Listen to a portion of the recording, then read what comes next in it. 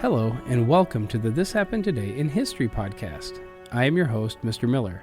This podcast will cover a number of topics that happened on this date in history. Please visit the podcast webpage at thishappenedtoday.buzzsprout.com. There you can download the notes page, which will help you organize the information as well as develop your own ideas on how these events change the world around us. If you're interested in hearing more, please consider subscribing so you will not miss out on what happens tomorrow in history. Today is July 19th. Since the dawn of time, we have searched for ways to make life easier for us. The modern age has given us some amazing technological advances. What would we do without the internet, our iPhones, or high-speed travel? For many people, surviving life without these things sounds rough. However, if you have diabetes, no doubt you're also a big fan of one particular 20th century discovery: insulin. Before insulin was discovered in 1921, people with diabetes didn't live for long. There wasn't much doctors could do for them. The most effective treatment was to put patients with diabetes on very strict diets with minimal carbohydrate intake. This could buy patients a few extra years but couldn't save them. Harsh diets, some prescribed as little as 450 calories a day, sometimes even caused patients to die of starvation. So how did this wonderful breakthrough blossom? Let's travel back a little more than 100 years ago. In 1889, two German researchers, Oskar Minkowski and Joseph von Mering, found that when the pancreas gland was removed from dogs, the animals developed symptoms of diabetes and died soon afterward. This led to the idea that the pancreas was the site where the pancreatic substances, insulin, were produced. Later experimenters narrowed this search to islets of Langerhans, a fancy name for clusters of specialized cells in the pancreas. In 1910, Sir Edward Albert Sharpie Schaefer suggested only one chemical was missing from the pancreas in people with diabetes. He decided to call this chemical insulin, which comes from the Latin word insula, meaning island. So what happened next? Something truly miraculous. In 1921, a young surgeon named Frederick Banting and his assistant Charles Best figured out how to remove insulin from a dog's pancreas. Skeptical colleagues said the stuff looked like thick brown muck, but little did they know that this would lead to life and hope for millions of people with diabetes. With this murky concoction, Banting and Best kept another dog with severe diabetes alive for 70 days. The dog died only when there was no more extract. With this success, the researchers, along with the help of colleagues J.B. Collip and John MacLeod, went a step further. A more refined and pure form of insulin was developed, this time from a pancreas of cattle. In January 1922, Leonard Thompson, a 14-year-old boy dying from diabetes in a Toronto hospital, became the first person to receive an injection of insulin. Within 24 hours, Leonard's dangerously high blood glucose levels dropped to near normal levels. The news about insulin spread around the world like wildfire, and in 1923, Banting and MacLeod received the Nobel Prize in Medicine, which they shared with Best and Collip. Thank you, diabetes researchers. Soon after, the medical firm Eli Lilly started large-scale production of insulin. It wasn't long before there was enough insulin to supply the entire North American continent. In the decades to follow, manufacturers developed a variety of slower-acting insulins, the first introduced by Novo Nordisk Pharmaceuticals in 1936. Insulin from cattle and pigs was used for many years to treat diabetes and save millions of lives, but it wasn't perfect, as it caused allergic reactions in many patients. The first genetically engineered synthetic human insulin was produced in 1978 using E. coli bacteria to produce the insulin. Eli Lilly went on in 1982 to sell the first commercially available biosynthetic human insulin under the brand name Humulin. Insulin now comes in many forms, from regular human insulin, identical to what the body produces on its own, to ultra-rapid and ultra-long-acting insulins. Thanks to decades of research, people with diabetes can choose from a variety of formulas and ways to take their insulin based on their personal needs and lifestyles. From Humalog to Novolog and insulin pens to pumps, insulin has come a long way and may not be a cure for diabetes, but it's literally a lifesaver. So what's next for insulin? Scientists aren't sure, though they're working hard on it. But one thing is certain, insulin is a medical marvel in a world of diabetes. And although there is some debate about the next exact date, on which was likely July 19th of 1799 during Napoleon Bonaparte's Egyptian campaign, a French soldier discovered a black basalt slab inscribed with ancient writing near the town of Rosetta, about 35 miles east of Alexandria. The irregularly shaped stone contained fragments of passages written in 3 different scripts: Greek, Egyptian hieroglyphics, and Egyptian demotic.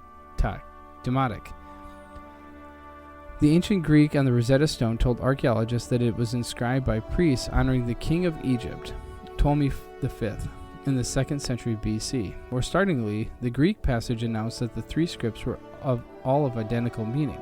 The artifact thus held the key to solving the riddle of hieroglyphics, a written language that had been dead for nearly 2,000 years. When Napoleon, an emperor known for his enlightened view of education, art, and culture, invaded Egypt in 1798, he took along a group of scholars and told them to seize all important cultural artifacts for France.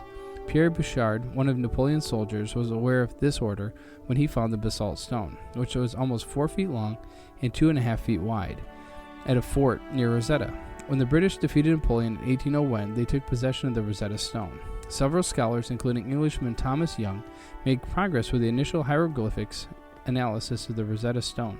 French Egyptologist Juan-Francois Casme-Champion, who had taught himself ancient languages, ultimately cracked the code and deciphered the hieroglyphics using his knowledge of Greek as a guide. Hieroglyphics used pictures to represent objects, sounds, and groups of sounds. Once Rosetta Stone inscriptions were translated, the language and culture of ancient Egypt was suddenly open to scientists as never before. Today, the Rosetta Stone is housed in the British Museum in London, despite repeated calls for its return to Egypt. And finally, the Seneca Falls Convention is regarded by many as the birthplace of American feminism. Heralded as the first women's rights convention in the United States, it was held at the Wesleyan Chapel in Seneca Falls, New York on July 19th and 20th of 1848. At that conference, activist and leader Elizabeth Cady Stanton drafted the Declaration of Sentiments, which called for women's equality and suffrage. Modeled after the Declaration of Independence and named after the founding document of the American Anti-Slavery Society, the document began, "We hold these truths to be self-evident that all men and women are created equal." Stanton referenced Jefferson's principles, but explained that they are conditioned solely for men. She further described the unequal separate spheres women are forced into and called for action. Among the resolutions were the rights to property and education. On July 20th, the Declaration was ratified by the Assembly. There was a fight regarding only one resolution, the right to vote. Not all agreed that the vote was imperative, and some, including Stanton's husband, disagreed with the notion entirely. However, Stanton, along with abolitionist Frederick Douglass, argued the necessity of the vote and adopted the resolution. Signed by 68 women and 32 men, including Douglass, the Declaration and the Seneca Falls Convention remained landmarks in the history of women's rights. Stanton's father was a New York State Supreme Court Justice Daniel Cady, and she was familiar with legal concepts. She was also inspired by Lucretta Mott, who she had met almost 8 years earlier in London at the World Anti-Slavery Convention. There, the two were brought to the women's only section and were not allowed to sit or speak at the event. This event and the outrage it inspired led to the Seneca Falls Convention in 1848. Though some scholars debate the historical significance of the convention, Seneca Falls remains a potent symbol of equality. The now accepted narrative of Seneca Falls at the beginning of the women's movement of the United States began after the Civil War as a form of leverage against the abolitionist movement.